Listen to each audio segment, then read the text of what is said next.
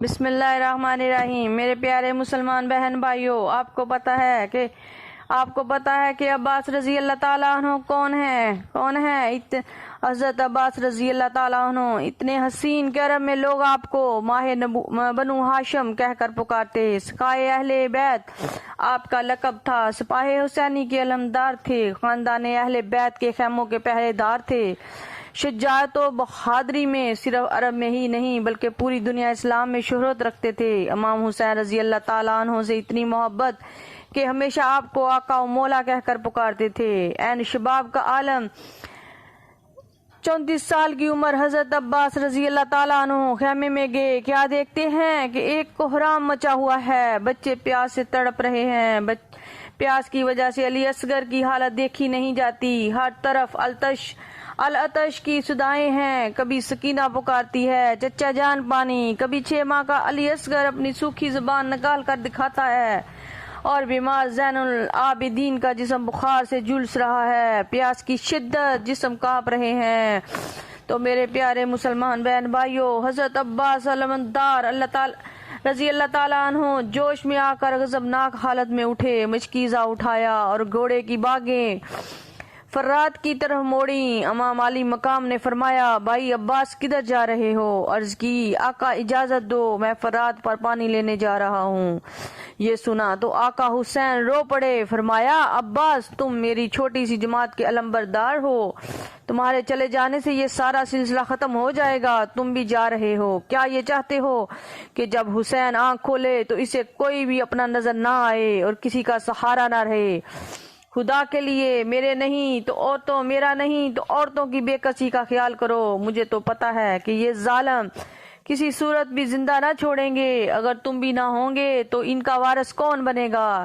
یہ کس کی طرف نظر اٹھا کر دیکھیں گی؟ حضرت عباس رضی اللہ تعالیٰ عنہ نے عرض کی، یا امام، ذرا خیموں میں ایک نظر دیکھو کہ بچے کس طرح پیاس سے تڑپ رہے ہیں۔ سکینہ نے بار بار مجھے کہا، چچا جان کوشش کرو، شاید 2 گھونٹ پانی مل جائے، اس لیے یا امام مجھے آپ اجازت دیں۔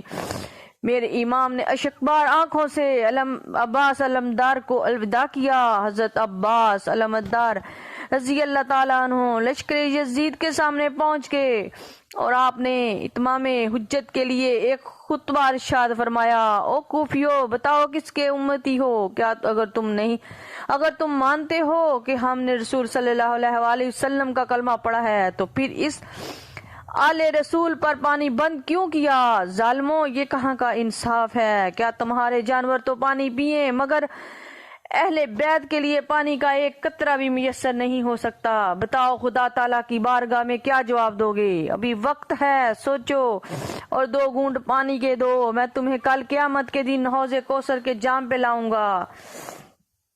مگر ان نام نہاد مسلمانوں پر آپ کی تقریر کا کوئی اثر نہ ہوا۔ بالآخر آپ لشکر جرار کی صفوں کو چیرتے ہوئے نہر فرات کی طرف بڑھے۔ جب عمرو بن سعد نے دیکھا کہ حیدر کا لال بڑے ہی عزم و ہمت کے ساتھ آگے بڑھتا جا رہا ہے، اشقیاء نے راستہ روکنا چاہا۔ سیدنا عباس رضی اللہ تعالیٰ عنہ نے تلوار میان سے باہر نکالی جو بجلی کی طرح چمکی اور قہر خدا بن کر دشمنوں پر گری۔ حیدر اقرار کی ہیبت و شجاعت نے دشمن کی صفوں میں راستہ بنا دیا اور دشمنوں کو گاجر مولی کی طرح کاٹتے ہوئے لب دریا تک پہنچ گئے۔ جب نہر فرات کا ٹھاٹھے مارتا ہوا پانی دیکھا تو خیال آیا کہ ایک چلو بھر کر پی لوں، مگر جب پینے کے لیے لگے تو سکینہ کی پیاس یاد آ گئی اور علی اصغر کا شدت پیاس سے زبان کا باہر آنا آنکھوں کے سامنے آ گیا۔ پانی اسی جگہ پھینک دیا اور جلدی سے پانی کا مشکیزہ بھرا، کندھے پر لٹکا کر چلنے لگے تو شمر لائن چلا اٹھا کہ اگر یہ پانی اہل بیت کے خیموں میں پہنچ گیا تو یاد رکھو پھر زمین پر کوئی یزیدی باقی نہ رہے گا۔ چنانچہ حضرت عباس کی پوری کوشش تھی کہ کسی طرح یہ پانی صحیح سلامت خیموں میں پہنچ جائے اور میرا یہ وعدہ بھی پورا ہو جائے، مگر دشمن کے نرگے میں آ گئے۔ انہوں نے تیروں کی بارش کر دی جس سے مشق چھلنی ہو گئی۔ ادھر خیموں والے خوشی منا رہے ہیں کہ یا اللہ تیرا شکر ہے کہ عباس پانی لے آئے گا، مگر وہ یہ نہیں جانتے تھے کہ حوض کوثر کے مالک آج کربلا کے میدان میں اپنے ہی نانا کا کلمہ پڑھنے والے بے وفا امتیوں کے ہاتھوں پیاسے ہی تڑپ تڑپ کر جانے دیں گے۔ پھر ہر طرف سے تیروں، نیزوں اور تلواروں کی جنکار ہوئی۔ آپ ان کے حملوں کا جواب دیتے ہوئے خیموں کی طرف بڑھتے چلے آ رہے تھے تو میرے پیارے مسلمان بہن بھائیوں کے نوفل بن ورقہ مردود نے چھپ کر حضرت عباس پر وار کیا کہ آپ کا دایاں بازو کٹ گیا۔ جوش